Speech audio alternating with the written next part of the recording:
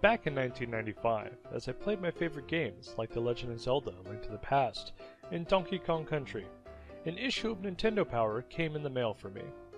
Inside that issue was a small 2-page spread about a little game called Chrono Trigger. Though I had heard about the game since it was mentioned within Nintendo Power in the past, this was the first preview I had ever come across for the game. I didn't know what it meant that it was created by the same people who made Final Fantasy and Dragon Warrior, nor did I know Dragon Ball well enough to recognize the primary artist's name, though Hironobu Sakaguchi, Yuji Horii, and Akira Toriyama are now well known to me. However, the art style and general praise for the game set alight a fire of need within my 8-year-old heart, and though it came to the US in August of 1995, I did not ask for anything from my parents unless it was for Christmas or my birthday. So I waited, and I waited. Reviews came in. It was a hit. Nintendo Power praised it as one of the best games of the SNES.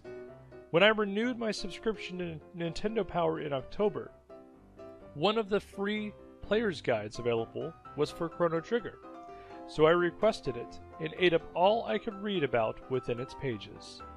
When you're a kid, you don't care about spoilers. You don't care about how the endings are listed. When you're a kid, you desire something very much. You desire every last bit you can get your hands on. And I cherish that guide even to this day, where it sits on my shelf next to guides for Dragon Age Origins, Final Fantasy VIII, and The Legend of Zelda: Twilight Princess. When Christmas got closer, I put together my list of gifts I wanted. Every year I asked for a list of 10 items, with the top 3 circled and starred and smileyed and colored, so my parents would know those 3 items were my most desired and sought after gifts. This year, I had only 1 item circled, only 1 item starred, only 1 item smileyed and colored. Only 1 item as my true desire for that year: Chrono Trigger. I wish I had the pictures to share with you guys, because I know they're in a photo album with my parents someplace, but let me paint a picture for you in a dramatic fashion. Christmas morning, probably afternoon at this point, because we took forever to open our gifts. But at this point, I have opened all of my gifts. There was no Chrono Trigger. I was a good kid, though, and I was gracious for what I received. I was thankful for everything I had been given. But there was no Chrono Trigger, and my heart had sank a little. If you remember, I had magazines, Player's Guide, and a #1 gift request for that of Chrono Trigger. So, to my little kid heart, I was still disappointed. But wait. My parents forgot one.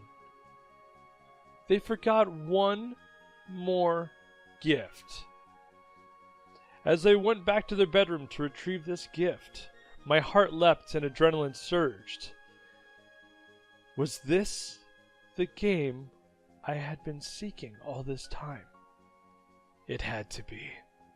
But they brought me a box that was about the size of a bowling ball. There are no games that size. I remained tentatively excited, as I wasn't sure what it could be that my parents were being silly about. Maybe it was something equally exciting for me. I don't know.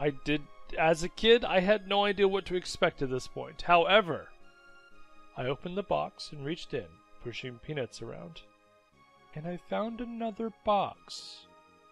This one was gift wrapped as well.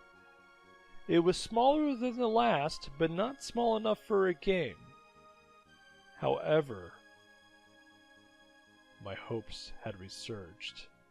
If there was a smaller box inside this box, could it be? Terrified that I would be disappointed, I carefully opened the second box, making sure not to rip the wrapping paper.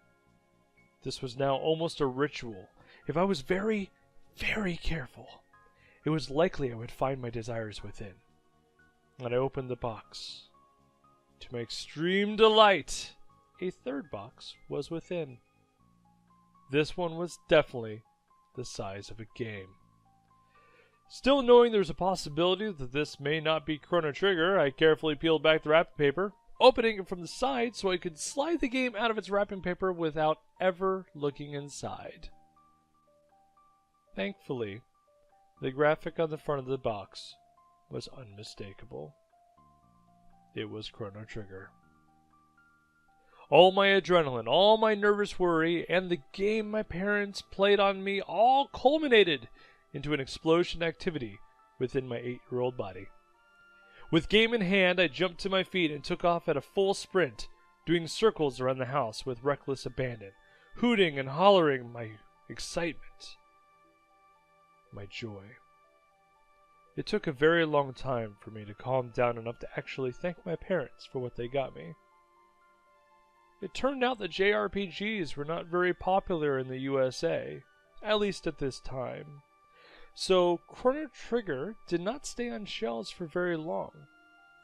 My parents had to track down a copy on the other side of the country and have it shipped to them. Back in 1995.